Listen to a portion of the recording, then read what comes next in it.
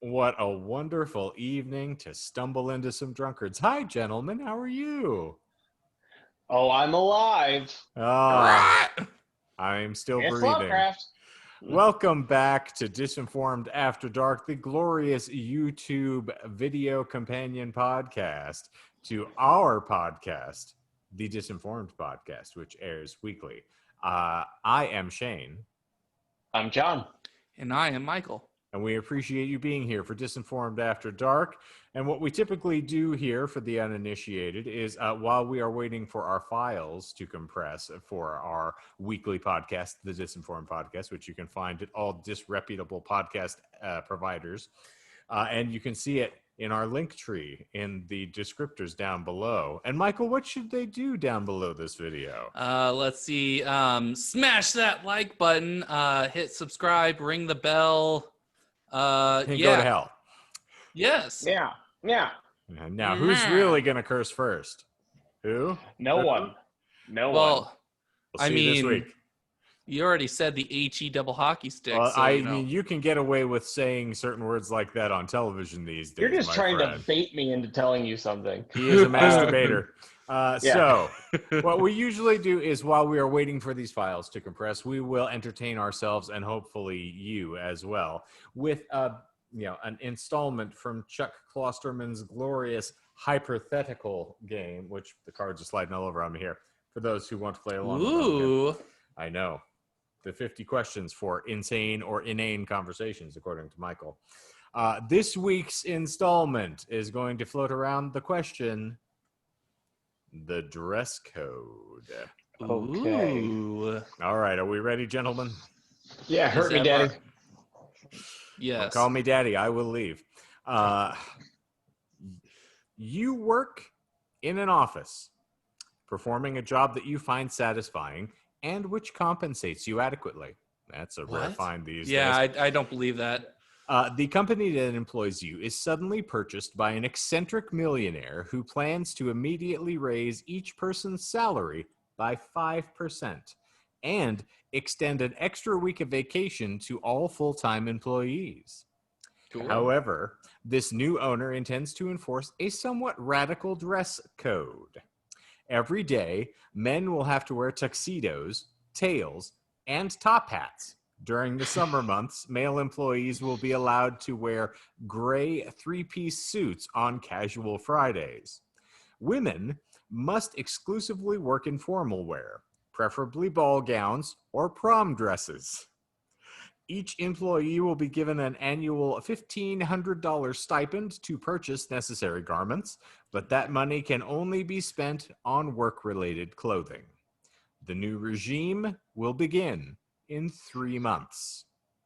Do you seek employment elsewhere, or do you adhere to the rather eccentric dress code?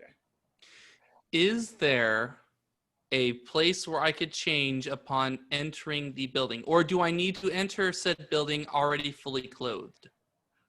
I mean, every workplace comes equipped with a restroom, so if you're willing to go and dress in a tuxedo, including a top hat or a three-piece suit when you arrive at work, then yes, you can go get changed in the bathroom. Okay. You'll probably look a mess. I mean, I always do, so. I'm going to stay, mainly because if I'm already happy with the company, that extra 5% on top of my bonus, I'm going to use that to troll a little bit. And if I'm going to show up in a three-piece, you're talking about the tail, like the, right, from the jacket? Yep. I'm going to buy a horse-drawn carriage, like I'm going to show up in that every day. That's going to be my mode of transportation, and they're going to have to take care of my horses, while I'm at my workday. But also, like, I genuinely enjoy dressing up. I feel like I clean up really well, and that's not I'm not trying to be like conceited or whatever, but like I always feel really, really nice when I put on a tux or a suit. And the only reason that I don't is because I don't have to. It's a lot of effort, so I could see it becoming troublesome. But also, like, after 7 days of doing something, it becomes a habit.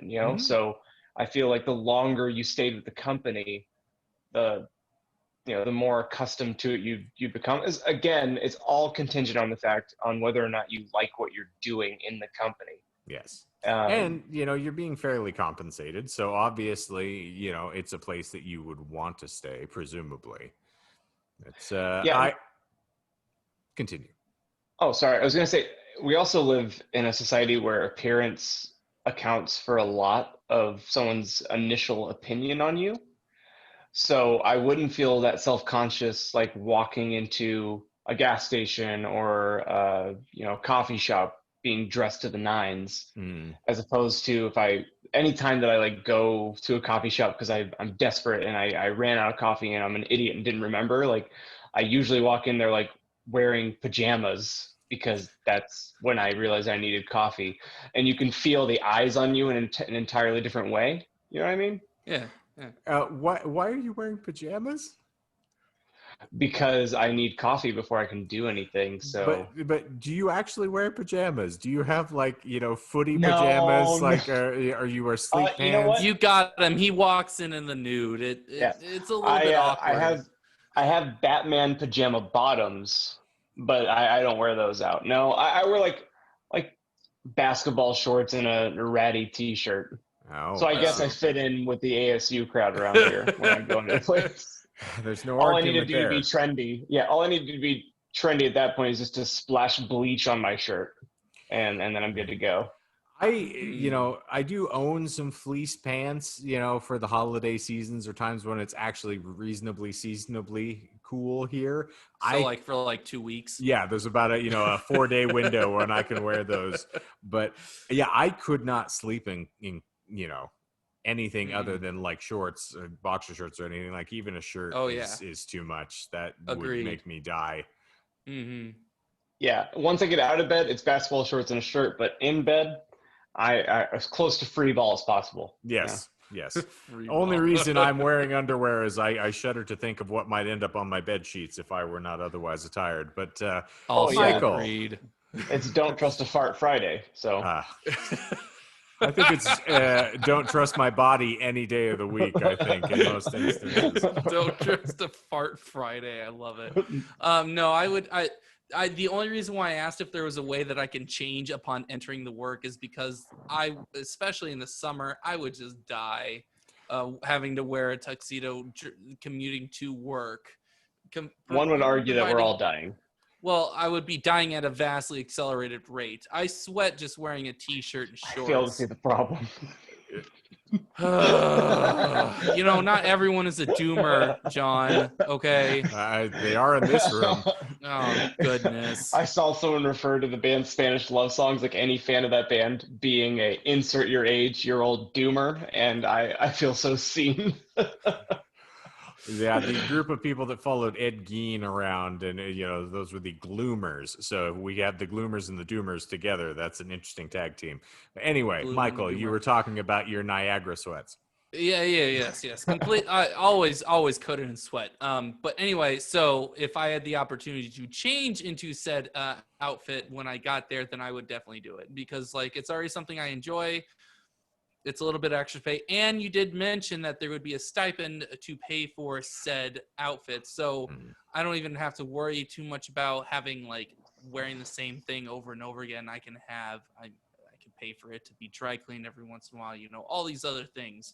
So why not? If it's something I enjoy, that's a rarity amongst our generation, etc. Insert kids these days. I don't know. Well, I couldn't put the effort into it. Plus, I mean, you can just buy the worst looking tuxedo humanly possible, like Dumb and Dumber style tuxedos. Right, like a Canadian, or what about a Canadian tuxedo? I'm not sure they would go in for any of your funny business, but I mean, all denim. Denim I on don't denim think on they're denim. they're definitely not going to let that fly. I think within the dress code you would be sent home. I do appreciate the Canadian tuxedo, as do Justin Timberlake and Britney Spears, if I remember correctly. And how? Yes. Michael, do you know what a Canadian tuxedo is? Because it is kind of pop culture related. You just mentioned that it's all denim. So Well, Well, we we're also just did making sure you're paying mention attention. in this week's episode, I did say mixed martial arts, and then you had to clarify whether that's MMA or not. So, yes, I would I say don't want he's to get worth. in this right now. Okay, You shouldn't have gotten into it in the first place, Michael. I consider when you Oh, say those mixed old martial wounds. arts as Okay, like I an can mute umbrella you on term. this. Okay? I will. No, Don't make me that's do it. all I'm saying. That's all I'm saying. I will mute you. I already said it was a I'm misconception. waiting. Misconception. And Michael's Oh, muted for the boy. remainder of the episode. Yes, I was waiting. Yes. We appreciate having this happen from time to time. Michael, we might let you out of the penalty box later on. Yeah, you're in free speech I jail. already know the button that lets me unmute myself. Yes, well, I can also remute you. So we'll That's just play fine. this game round and round like a record. Oh my All I God, said was that it was a children. misconception. That's it. Michael? That's it. Done.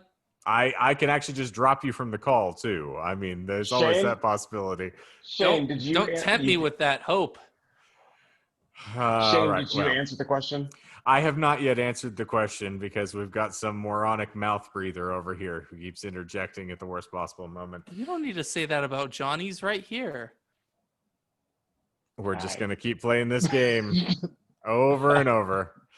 So I happen to have gamed the system slightly with this because I was raised LDS, which means I lived in dress clothing for a good portion of my life, at least weekly. And so I, too, am accustomed to the dress up game, and I certainly don't mind it. I do somewhat long for a time, the Mad Men era of, everyone wore a suit to work. One, just you eliminate the need for worry about picking out something and whether or not you're appropriately dressed, whether someone is going to judge you for whether or not you're not appropriately attired. So that's why I have now resorted to all book-themed T-shirts when I go to work because, hey, it's still work-related attire. I can get away with this now. And I'm essentially as far up the ladder as I'm ever going to be allowed to get in this organization. So I think I can just plateau here. But I would not have any qualms whatsoever about being, dressed up on the daily. I would still, as Michael alluded to, sweat like a fiend. But I mean, I sweat when I breathe, so there's really not going to be anything that changes that. True. You could get, they do have those new fabrics these days. What is it? Buttercloth. This is not an ad. We are not being sponsored, but yes, they have like fresh mint actually interwoven into the cotton to help it breathe easier and things. So yeah, they're making marvelous strides with trying to make more comfortable formal attire. And it's apparently out of material that's very, flexible, and it's a 6-way stretch. So this is officially, hey, by the way, if you're out there and you want to dive in on our not listeners, Buttercloth, we're here for you. Send me a free shirt at the very least. I will happily just bandstand for you any way I can. Oh, so, yeah. And also, I am one of those cheapskates who I would buy like the least expensive of all of the tuxedos I could manage, worry about the 3-piece suit for the casual Fridays, and just bank the rest of the money as well. For the sake of argument, I could get away with this. Yeah, for sure. Yeah, I feel like it's not every week that we all line up and we don't have one contrarian. No, I mean, I can understand people not feeling comfortable in the attire. And I mean, now granted, we are also taking purely the masculine perspective here. If you're talking about women who've got to show up in an evening gown or a prom dress style dress, that is a great deal more cumbersome, limiting on movement. So, I mean, we are really easy to take care of for that. But for them, I can imagine it would be nightmarish or hellish to try to exist in that. Agreed. Yeah, we should like make a little bookmark for the next time that we have a gal on here, and then ask them this hypothetical, like their perspective, like what they would answer. We do really miss having gals around, particular galrillas. So we need to get some of those. Yeah. Mm-hmm. I feel like she wouldn't accept this this little like restriction to her. Even though she would have to argue for the arm necklace. If not that, then it would go with the prom dress. Yeah, I would almost say that maybe it's time to bring back our violence flair and have Samwise on another installment here. She was fun. Well, you get to call her. Oof. Well, wish me luck. Well, I think that is a reasonable place to go. Congratulations. It is 3-0 for the new Yeah. dress code in the office place, and we appreciate that. And for all of you over there at Buttercloth, please give us a call. We are happy to field your calls, and our AHA sponsorship that is still manifesting. That's in the works too. John's been working on that for months now. Super hard. I look Maximum like effort. I am suffering from like the worst case of alcoholism when I go dump out my recycling, because it is just jangles of cans now from Welcome to the fact the that club. you've officially gotten me hooked on the AHA here. But I do have sorry, I dropped something. I've been hooked on a different sparkling lately, and it's been a Ooh. LaCroix, but a specific flavor. I think you can only find it at Target, or at least I've only found it at Target. It's the limoncello. Ooh, you fancy. It's super good, but it's hard to compete against the blueberry pomegranate. I am, as of right now, bordering more on the team honey peach AHA. Okay. We just bought that the other day. We have not cracked it open yet. So I And also on like today's first episode of White People Review Sparkling Water, Mhm. I'm Sparkling Jonathan. Get out of here. Can you mute him? Yes, I can mute all of us. Can you say the word without Mute slurring him. it? No. Yeah, and he's muted. I mean, the Oh, I finger love it. gestures are not appreciated. Yeah, in any that stretch. almost counts as a curse word in their on their stuff on their own. Oh, Michael, What? you make me long for the sweet release of death. Also strawberry cucumber. That one, it's glorious. I'm a three-fisted drinker as of right now, so I think that is a proper place to send it off. Speaking of three fists, yeah. Speaking about white people and sparkling, for this Twilight Sparkle invested and invigorated and inspired and distressed and distilled and ribbed and pasteurized and homogenized for your protection. Melancholic. Bless you. German. So, for this glorious edition of Disinformed After Dark, where we can't kill this fast enough, I happen to be Kenton Eldorado. I'm Timothy Lone Cactus. And I have been, and I will continue to be, and I will always be Peter Greer. Yes! Thank you all for being Robert here, Greer. ladies Michael. and germaphobes. always Robert Greer. Peter Greer. No. Technically, Peter Siemens. Which, yeah, you're right. You Yeah, need to see, stay you on can't brand. even do the right one. Yeah, get bent, Mr. Seaman. You're going to join that religious cult we were talking about earlier with the Magdalene sacrament. But thank you all for being here. And as per usual, for those who are not initiated, it's copulation time.